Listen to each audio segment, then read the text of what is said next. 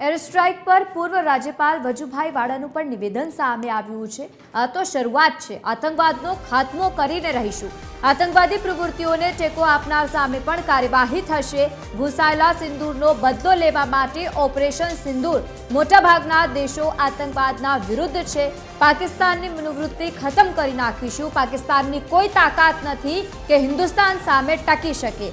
PM Modi જે બોલે છે એ કરે છે।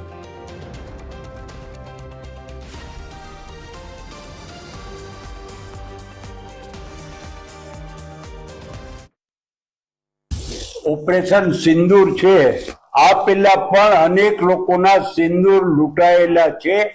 એ બધા પણ આતંકવાદી અને આતંકવાદી મનોવૃત્તિને ટેકો આપનાર તમામ લોકોને ભારત સરકાર નેસ્ત નાબૂદ કરશે અને આ દેશની પ્રજાની જે ઈચ્છા શક્તિ છે એ પરિપૂર્ણ કરીને જ રહેશે।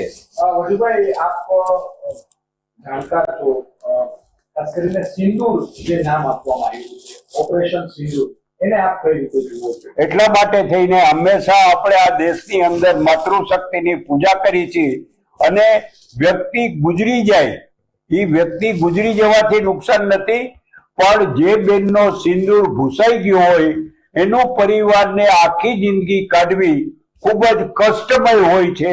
એટલે ભૂસાયેલા સિંદૂરનો બદલો લેવા માટે થઈને આ જે કાંઈ આજનો કાર્યક્રમ કર્યો અને જે એટેક કર્યો એને એટેક સિંદૂર કીધું છે।